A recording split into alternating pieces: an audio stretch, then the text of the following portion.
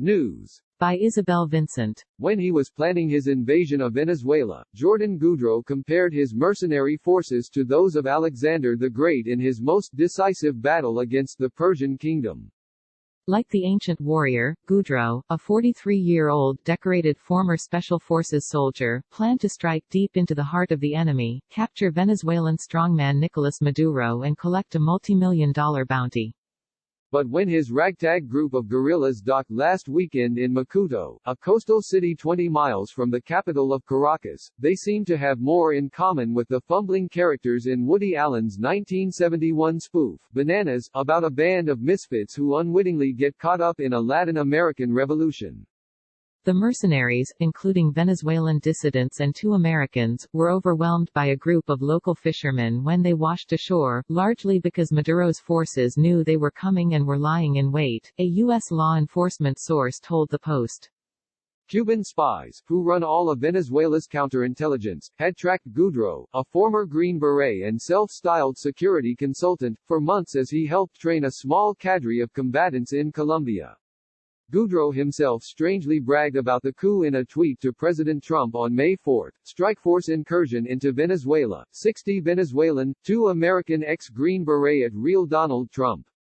Despite the death of 8 guerrilla fighters and the arrest of 13 others, including former Special Forces soldiers Aaron Berry and Luke Denman, who have been paraded on Venezuelan national TV, Goudreau praised the operation and said there were numerous cells still active in the country, ready to attack Maduro and his cronies. I've got troops in the field, Goudreau told Factores de Poder, a Miami-based YouTube channel that reports on Venezuela, shortly after the failed coup. I've been a freedom fighter my whole life. These people have a right to fight for their country. But Goudreau's main reason for organizing the coup may have had less to do with freedom fighting, and more with an urgent need for cash, the source told the Post. Goudreau, whose nascent security consultancy business is struggling, was bent on cashing in on the $15 million reward from the State Department for the capture of Maduro, who was indicted on drug trafficking charges in Manhattan federal court in March. Goudreau was clearly after the money and to promote his new security company, said the source, who did not want to be identified. But the whole thing was incredibly amateurish. We're still trying to piece it together. This was no coup, not even close. And while Maduro is exploiting the failed coup for maximum propaganda purposes, attacking the U.S. government and his political enemies in Venezuela, who at one point backed the bizarre plot, Goudreau has other problems on his hands. The brawny commando with the square jaw and buzz cut has not only become the subject of ridicule but he is now under federal investigation for arms trafficking in Colombia, the source told the Post. Jordan Guy McDonald Goudreau always wanted to be a hero, a modern-day G.I. Joe. But he was also an opportunist who was desperate to monetize his combat experience after he left the service, friends told the Post. The Canadian-born American soldier joined the Canadian Armed Forces while completing a computer science degree at the University of Calgary in the mid-1990s, according to his LinkedIn profile. A year later, in 1999, he moved to Bethesda, Maryland, where he worked as a systems analyst for Employee Health Programs, a drug testing firm. But he longed for the battlefield, and 2 years later moved to Fayetteville, North Carolina, where he trained at Fort Bragg to be a medical sergeant and fire infantryman, assigned to the 10th Special Forces Group, an elite cadre of soldiers who specialize in unconventional warfare and counter-terrorism. He deployed to Iraq from November 2006 to April 2007 and served 2 tours in Afghanistan, in 2011 and 2014, and was awarded with 3 Bronze Star medals. But his military career ended 4 years ago after he suffered a concussion in a parachuting accident and numerous back injuries.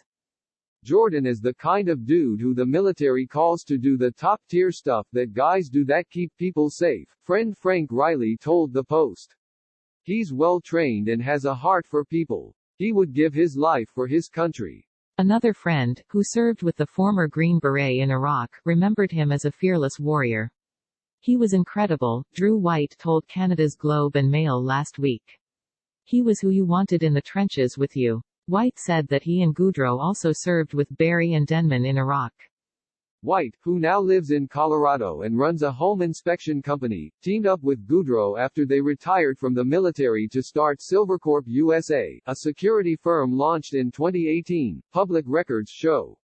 The Melbourne, Florida-based firm was incorporated on February 26, 2018, days after the mass shooting at Marjory Stoneman Douglas High School in Parkland, Florida, that left 17 dead, records show.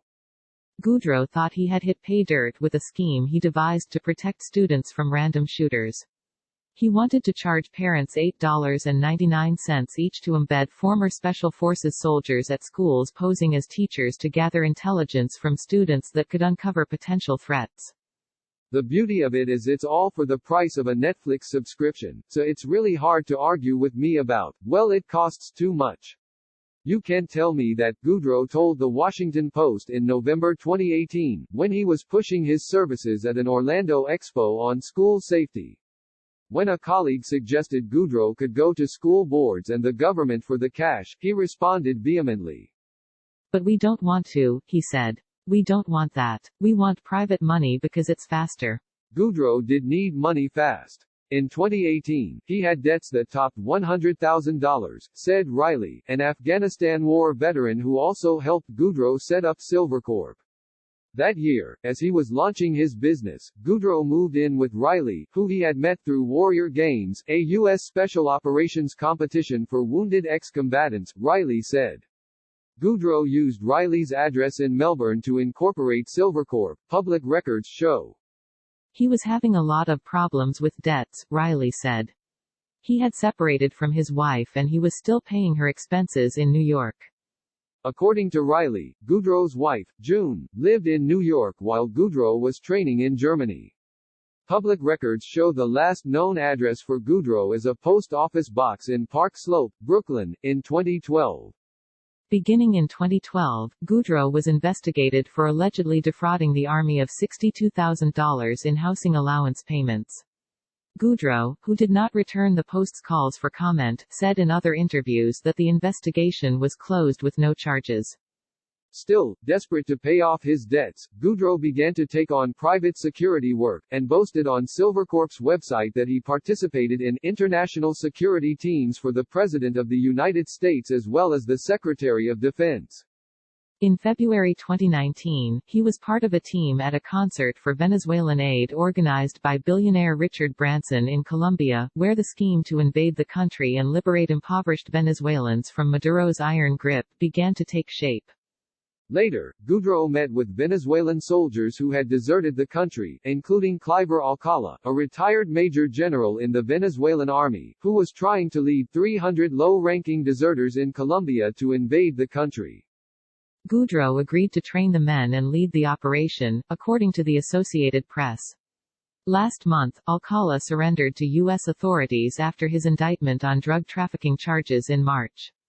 He is now in custody in New York awaiting federal trial in the case that alleges that Maduro was the ringleader of a massive cocaine cartel. Months after his first trip to Colombia in September 2019, Goudreau met with Juan José Rendón, a Miami-based political strategist and Maduro opponent who fled Venezuela in 2013. Rendón headed up a clandestine coalition searching for ways to help Venezuelan opposition leader Juan Guaidó remove Maduro from power. Guaidó, who won elections in 2018, is seen as the country's legitimate president by more than 60 countries, including the U.S. At their meeting, Goudreau told Rendón that he had 800 mercenaries ready to swoop into Venezuela and asked for more than $200 million to complete the job, The Washington Post reported.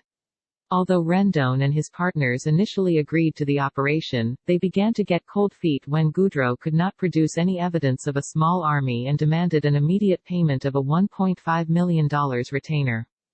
After the failed mission, it was the money that became a sticking point for Goudreau. In the interview with Factores de Poder, he said he never received a single cent for his work but continued to prepare his fighting force anyway, going further into debt, he said. A few weeks before the failed coup, Goudreau contacted Rendón through a lawyer in order to collect on the retainer and made it known that if they didn't pay up he would release the agreement to the press, Stars and Stripes reported. In the interview with Factores de Poder, Goudreau provided copies of pages from the contract and complained about never receiving the retainer. Nevertheless, he ordered the operation to help Venezuelans. I just want to say to the Venezuelan people that there's people fighting on your behalf, Goudreau said. Riley said he wasn't surprised that Goudreau launched the failed coup with almost no backing. He's not a red tape kind of guy, he said. He's the right man for the job and he's used to doing things on his own. He doesn't wait for anyone to help him.